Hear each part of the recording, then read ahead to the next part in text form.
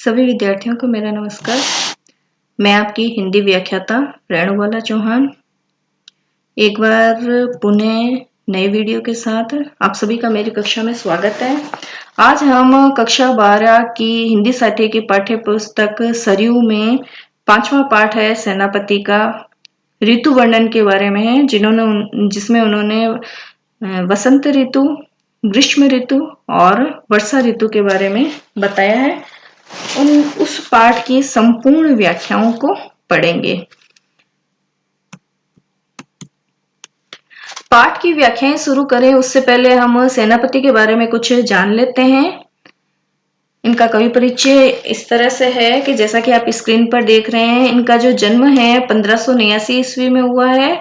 ये रीतिकाल के एक प्रमुख कवि है। जैसा कि विद्यार्थियों आपको पता ही है कि हमारा जो हिंदी साहित्य का इतिहास है वो 4 कालों में विभक्त है: आदिकाल, भक्तिकाल, रीतिकाल और आधुनिक काल। तो सेनापति है वो रीतिकाल के एक प्रमुख कवि है। हालांकि इनकी कुछ रचनाएं हैं जो भक्तिकाल की भी मानी जाती है। इनके पितामह का नाम परशुराम दीक्षित और इनके पिता का नाम गंगाधर दीक्षित था।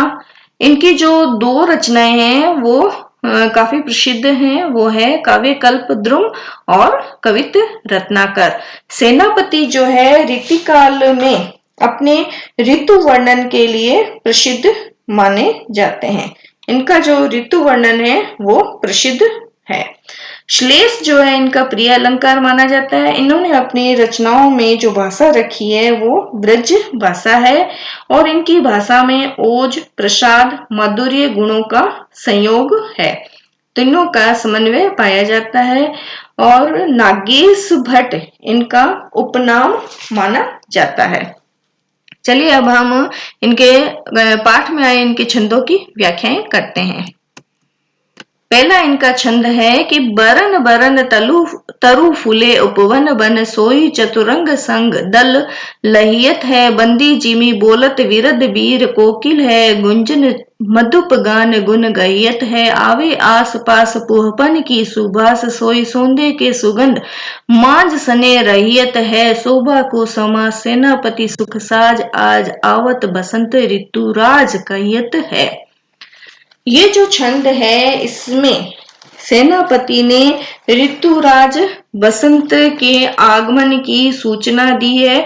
जिस तरह से राजा जो होता है वो पूरे अपने साज समान के साथ आता है, उसी तरह से जो ऋतुओं का राजा है वो बसंत कहलाता है, वो आ रहा है और उसके आने से प्रकृति में क्या क्या परिवर्तन होता है उसका वर्णन यहाँ पर कवि ने किया है। बरन बरन तरु फूले उपवन बन। अब साथ साथ में हम इसके कठिन शब्दों को भी देखते जाएंगे कि बरन बरन बरन बरन का तात्पर्य है अनेक प्रकार के। तरु यानी कि वृक्ष, फूले यानी फूल, उपवन यानी कि बगीचा। कि जब बसंत की ऋतु आती है, बसंत का मौसम आता है तो तरुओं पर यानी कि वृक्षों पर विभिन्न तरह के बगीचों में वृक्षों पर विभिन्न तरह तरह के फूल खिल जाते हैं। सोई चतुरंग संग दल लहियत है। चतुरंग का तात्पर्य होता है 4 प्रकार की। दल यानी कि सेना। 4 प्रकार की सेना कौन कौन सी होती है कि हाथी, घोड़े, रथ और पैदल। लहियत यानी कि साथ में है या सज्जित है। तो ऐसा लग रहा है कि जैसे कि कोई राजा चला आ रहा है अपनी चतुरंगी सेना के साथ। जिस तरह से कोई राजा चला आता है अपनी 4 प्रकार की सेना को साथ में सज्जित करते हुए, जिस तरह से राजा चला हुआ आता है, ऐसा लग रहा है कि जो ऋतुराज बसंत है, जो तरह तरह के जो ये फूल हैं वही इनकी क्या है, सेना है। और इन सेना को लेते हुए ऋतुराज बसंत आ रहा है। बंदी जिमी बोलत विरद वीर कोकिल है गुंजत मधुप गान गुन गयत है।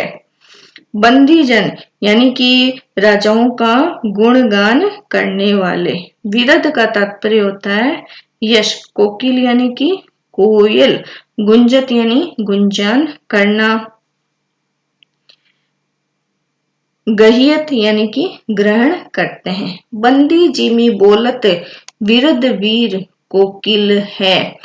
जिस तरह से राजाओं का यश का गुणगान करने वाले होते हैं, जो भाट और चारण लोग होते हैं, जिस तरह से राजाओं के गुणों का, उनके यश का गुणगान करते हैं, उसी तरह से वन और उपवन में कोयल क्या है, कूक रही है।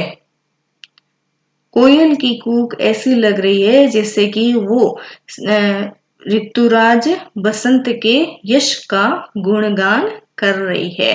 गुंजत मधुप गान गुण गयत है। जिस तरह से विभिन्न तरह के जो कलाकार होते हैं अपने गानों से राजा को प्रसन्न करते हैं, तो ऋतुराज बसंत के आने पर विभिन्न तरह के फूलों पर भौरे जो है गुणगान कर रहे हैं और ऋतुराज बसंत को प्रसन्न कर रहे हैं। आवे आस पास पुहपन की सुबास सोई। पुहपन यानी कि फूलों की, सुबास यानी कि सुगंध, सौंदे के सुगंध माज सने रहियत है। सने का तात्पर्य होता है भीगे हुए, रहियत का तात्पर्य होता है रहते हुए। चारों ओर आस पास जो है वो फूलों की खुशबू आ रही है, यानी कि चारों ओर से आ रही खिले हुए फूलों की सुगंध छाई हुई है। इसी सौंदे के सुगंध माज सने रही है। इसी गंध रूपी इत्र आदि से, यानी कि ये जो चारों ओर फूलों की खुशबू आ रही है, जिससे कि पूरा जो वातावरण है वो इन्हीं खुशबू से, इनकी खुशबू, फूलों की सुगंध से जो चारों ओर का वातावरण है वो सुगंधित हो गया है। शोभा को समाज सेनापति सुख साज आज। इसी गंध रूपी इत्र आदि से भीगे राज समाज की सवारी चली आ रही है। आवत बसंत ऋतुराज कही है, यानी कि फूलों की खुशबू को भरे हुए ऋतुराज जो बसंत है अपने सारे सुख साज समान के साथ पधार रहे हैं, उनका आगमन हो गया है। तो इस तरह से इस पूरे छंद में कवि ने सांग रूपक के माध्यम से वसंत के आगमन पर प्रकृति में होने वाले सुखद परिवर्तनों और मनोहारी दृश्यों का वर्णन किया है। ये जो पूरा पद है इसमें सांग रूपक अलंकार का प्रयोग हुआ है। रूपक अलंकार क्या होता है, जिसमें उपमेय पर उपमान का अभेद आरोप किया जाता है। सांग रूपक में केवल उपमेय पर उपमान का ही नहीं बल्कि उसके अंगों पर भी आरोप, अभेद आरोप किया जाता है, वहां पर सांग रूपक अलंकार होता है। तो यहाँ पर आप देखिए केवल बसंत ऋतु पर ही नहीं बल्कि जो इसके पूरे अंग है उसे भी आरोपित किया गया है, इसलिए यहाँ पर सांग रूपक अलंकार है। इसके अतिरिक्त यहाँ पर भाषा में प्रवाह है। कहीं कहीं ऐसा लगता है कि जो सेनापति का प्रबल पांडित्य है वो प्रसाद गुण पर भारी पड़ गया है। बाकी जो प्रकृति की शोभा के जो परंपरागत जितने भी चित्र हैं वो यहाँ पर इन्होंने उपस्थित किए हैं। चलिए अगले छंद की तरफ बढ़ते हैं। प्रारंभ के ये जो दो छंद हैं इसमें सेनापति ने बसंत ऋतु का ही वर्णन किया है। अगला इनका छंद है कि मले समीर शुभ सौरभ धरन धीर सरवर नीर जन्म जन के काज के मधुकर गुंज पुनि मंजुल करत गुंज सुधरत कुंज सम सदन समाज के व्याकुल वियोगी जाग के सके ना जोगी तहां बिहरत भोगी सेनापति सुख साज के सगन तरु लसत बोले पिक कल सत देखो ही हुलसत आए ऋतुराज के। इस छंद में कवि ने बसंत ऋतु की प्राकृतिक शोभा का वर्णन किया है और बसंत आने पर प्रकृति में क्या परिवर्तन होता है, लोगों की मनोदशा में क्या परिवर्तन होता है, इसमें इसका वर्णन किया गया है कि मले समीर शुभ सौरभ धरन धीर। मले का तात्पर्य होता है चंदन, यानी कि मले पर्वत से आती, समीर यानी कि पवन, शुभ सौरभ यानी कि सुहानी लगने वाली सुगंध। यहाँ पर कवि कह रहा है कि बसंत ऋतु आने पर चंदन की मनमोहक गंध से युक्त पवन चलने लग जाते हैं। सरवर नीर जन मजन के काज के। सरवर यानी कि तालाब, मजन, मज्जन का तात्पर्य है स्नान। जब बसंत ऋतु आती है तो तालाबों के जल स्वच्छ हो जाने से लोगों के द्वारा इसमें स्नान किया जाता है, या यूं कहें कि जो तालाब का पानी है वो लोगों के स्नान करने के योग्य हो जाता है। मधुकर पुंज पुनि मंजुल करत गुंज। मधुकर यानी कि भौरा, पुंज यानी समूह, मंजुल यानी मनोहर, और जो भौरों का समूह है वो मधुर मधुर गुंजन, मनमोहक गुंजन करने लग जाता है। सुधरत कुंज सम सदन समाज के। सुधरत का तात्पर्य है सुधारे जाते हैं या सही किए जाते हैं। कुंज के समान ही लोग जो है अपने घर को सुधारने लग जाते हैं। व्याकुल वियोगी जाग कई सके ना जोगी, तहां विहरत भोगी सेनापति सुख साज के। प्राकृतिक सुंदरता बढ़ने का प्रभाव लोगों के जीवन में दिखाई देने पड़ जाता है। इस बसंत के मादक परिदृश्य में जो बेचारे वियोगी लोग होते हैं वो बड़े ही व्याकुल होते हैं। व्याकुल क्यों होते हैं? क्योंकि चारों ओर का जो वातावरण है वो मादक हो जाता है, जिससे कि उन्हें अपने प्रियजनों की याद आने लग जाती है, उनका स्मरण होने लग जाता है, जिससे कि वो व्याकुल हो जाते हैं। योगी लोग इस बसंती जो वातावरण होता है, ये जो मादक परिदृश्य होता है, उसमें योग साधना नहीं कर पाते हैं, क्योंकि इस वातावरण में उनका जो मन होता है वो चंचल हो जाता है और वो योग साधना नहीं कर पाते हैं। विहरत भोगी सेनापति सुख साज के। केवल सुख साधनों का उपयोग करने वाले जो विलासी जन हैं वो इस बसंत की शोभा का आनंद पा सकते हैं, अन्यथा जो वियोगी होते हैं वो इसका आनंद प्राप्त नहीं कर पाते हैं। सगन तरु लसत बोले पिक कल सत, देखो हिय हुलसत आए ऋतुराज के। ऋतुराज बसंत के आने पर वृक्षों को पल्लव से भर दिया जाता है, यानी जब ऋतुराज बसंत आता है तो वृक्षों पर पल्लव आने लग जाते हैं। पिक कल सत्य यानी कि जो कोयल होती है वो मधुर वाणी में कूकने लग जाती है।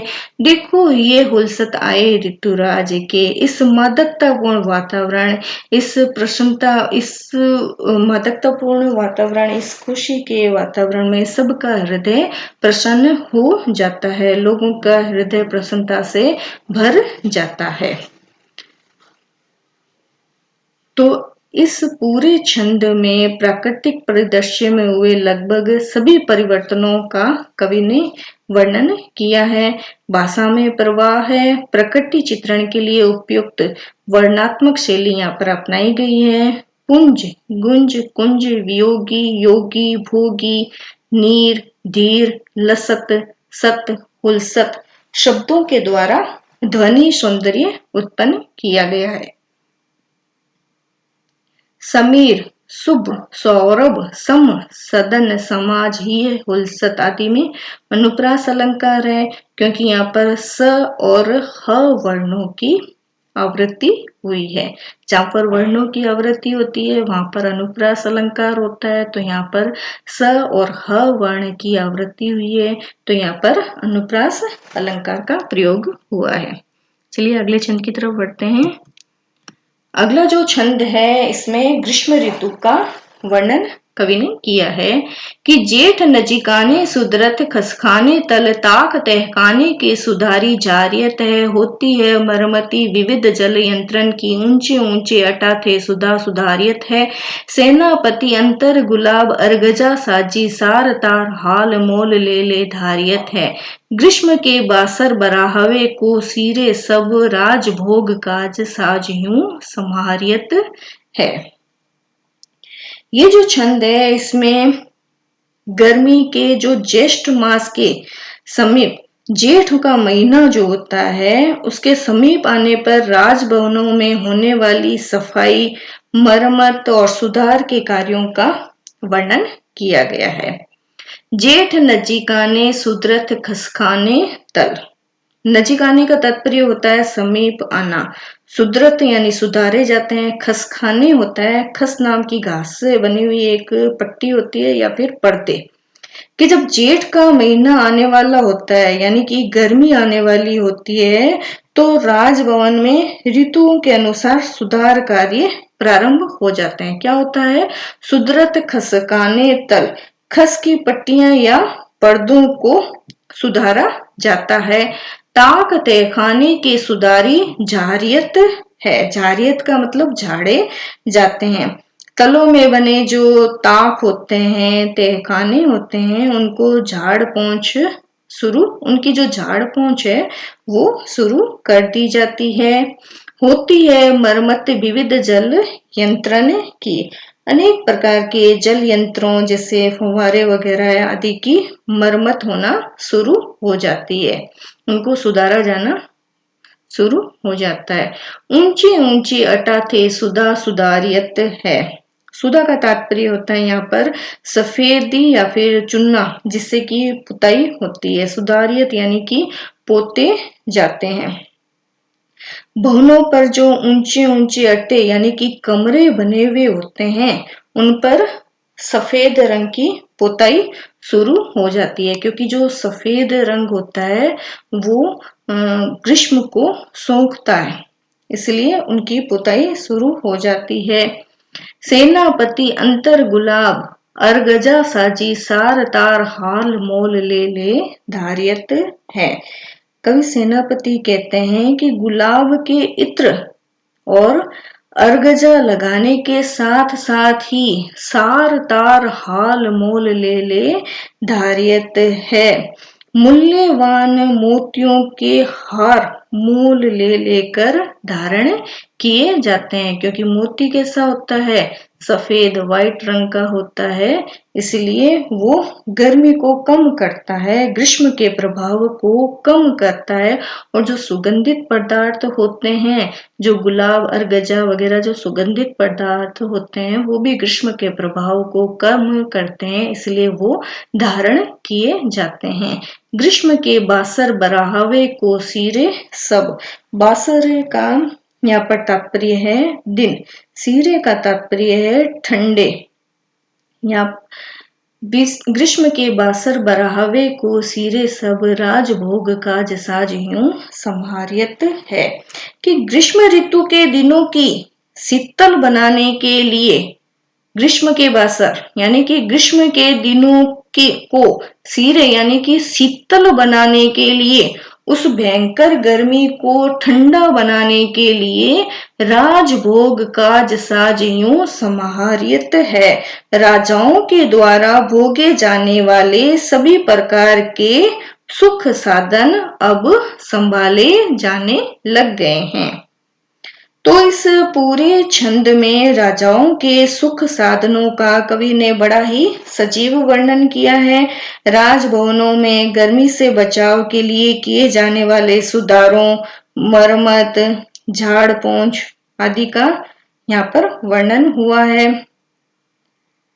भाषा में ताक, तहखाने, मरम्मत, इत्र आदि उर्दू शब्दों का भी प्रयोग हुआ है। कवि की सूक्ष्म निरीक्षण शक्ति का परिचय यहाँ पर मिल रहा है। तल, ताक, तहखाने, सुधा सुधारियत, सार तार हार, इसमें अनुप्रास अलंकार है, और ऊंचे ऊंचे में पुनरुक्ति प्रकाश अलंकार है। चलिए अगले छंद की तरफ बढ़ते हैं। ये जो छंद है इसमें एक साथ सेनापति ने दो ऋतुओं का श्लेष के माध्यम से दो ऋतुओं का वर्णन किया है। ग्रीष्म को वर्षा ऋतु में परिवर्तित किया है अपनी चतुराई से, श्लेष की चतुराई से ग्रीष्म को वर्षा ऋतु में परिवर्तित किया है। देखे छिति अंबर जले है चारी ओर छोर, तीन तरवर सभी को रूप हरियो है, महाजर लागे ज्योति वाधव की होती चले, जलद पवन तन सेक मनो परियो है, दारुण तरनी तरे नदी सुख पावे सब, सेरी घन छा चाहे भोई चित्त धरियो है। देखो चतुराई सेनापति की कविताई की जो ग्रीष्म विषम वर्षा की सम करियो है। अब ये जो छंद है इसमें जैसा कि मैंने बताया है कि श्लेष अलंकार के चमत्कार से सेनापति ने विषम ग्रीष्म को वर्षा के समान दिखाया है। तो अब इसके दो अर्थ हैं, एक तो ग्रीष्म ऋतु के पक्ष में है और दूसरा वर्षा ऋतु के पक्ष में है। पहले ग्रीष्म ऋतु के पक्ष में इसका अर्थ हम देख लेते हैं कि देखे क्षिति अंबर जले हैं चारों ओर छोर। क्षिति का मतलब होता है धरती, अंबर यानी आकाश, चारों ओर छोर का तात्पर्य होता है चारों दिशाओं के छोर, जले यानी जल रहे हैं। सेनापति कहते हैं कि ग्रीष्म की ऋतु में कि देखिए अंबर से, धरती से लेकर अंबर तक चारों ओर ऐसा लग रहा है कि चारों ओर छोर जलते हुए दिखाई दे रहे हैं। जले यानी जलते हुए दिखाई दे रहे हैं। तीन तरवर सभी को रूप हरियो है। तीन का तात्पर्य होता है तिनका, तरवर का तात्पर्य होता है वृक्ष। ऐसा लग रहा है कि गर्मी के कारण तिनकों और वृक्ष सभी का रूप जो है, सभी का जो सौंदर्य है वो इस गर्मी ने हर लिया है और उनको कुरूप बना दिया है। हम देखते हैं कि जब भीषण गर्मी पड़ती है तो जो वृक्ष के पत्ते हैं वो मुरझा जाते हैं, पीले पड़ जाते हैं, इनका वो रूप नहीं रहता है जो होता है। महाजर लागे ज्योति भादव की होती चले। महाजर, महाजर का मतलब होता है भयंकर लपट यानी कि झड़ी लगना। भादव, भादव का तात्पर्य है यहाँ पर दावाग्नि जो कि वनों में लगती है उसे कहते हैं दावाग्नि। यहाँ पर कवि कह रहा है कि वनों में लगती आग दावानल से उजाला सा छाया हुआ रहता है, यानी तपती वायु से शरीर में लपटे सी लग रही है।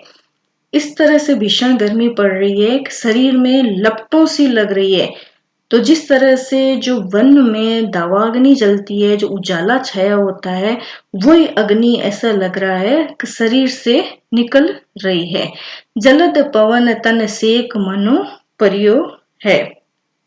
जलती हुई सी पवन शरीर को जैसे तवे पर पड़ी रोटी के समान सेक रही है।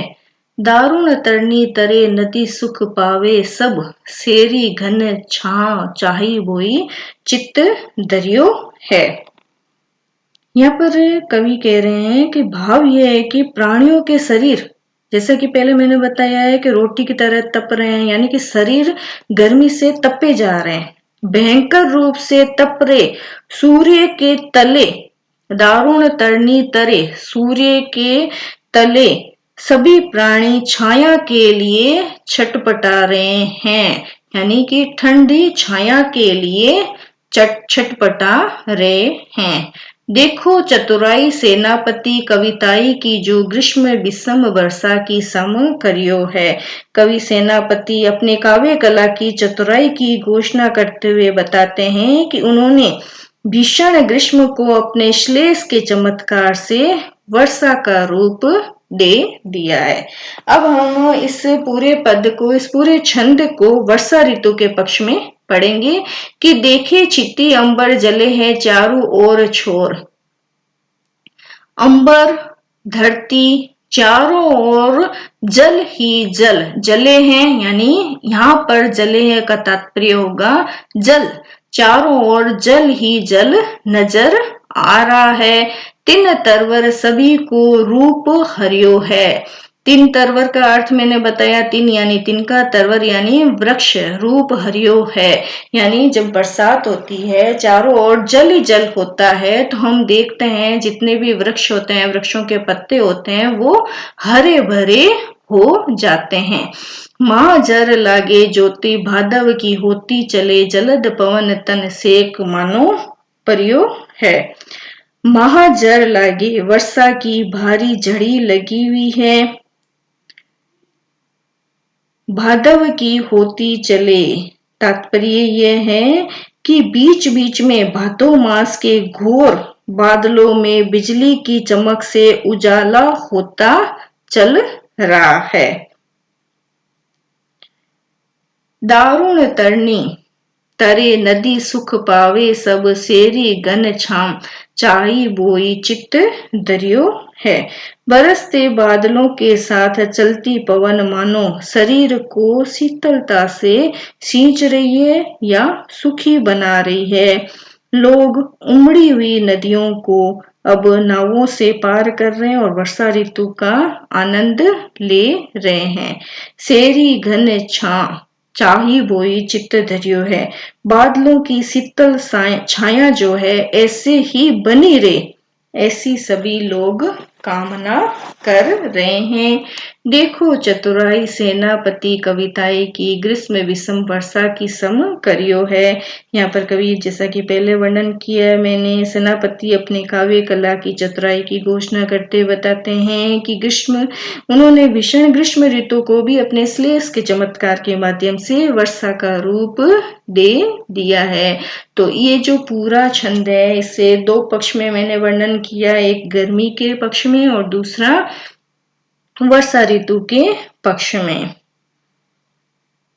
अब इस छंद में हम देखते हैं कि पूरा का पूरा छंद है, ऐसे लग रहा है कि कवि ने अपने पांडित्य की धाक यहाँ पर जमा दी है। तो कहीं ना कहीं जो प्रसाद गुण का महत्व है, ऐसा लगता है कि उन्होंने उस गुण का महत्व भुला ही दिया है। बाकी शैली जो है, वर्णन शैली है, वो चमत्कार प्रदर्शन से परिपूर्ण यहाँ पर मानी जा रही है। और श्लेष अलंकार का तो हमने देखा ही है, प्रयोग यहाँ पर हुआ है। तो इस तरह से विद्यार्थियों इसमें ऋतु वर्णन में ये जो 4 छंद हैं, जिसमें 2 में प्रारंभिक, 2 में बसंत ऋतु का और लास्ट 2 में ग्रीष्म और वर्षा ऋतु का वर्णन हुआ है। इसकी व्याख्याएं जो मैंने समझाने की कोशिश की है वो आपको समझ में आ गई होगी। धन्यवाद।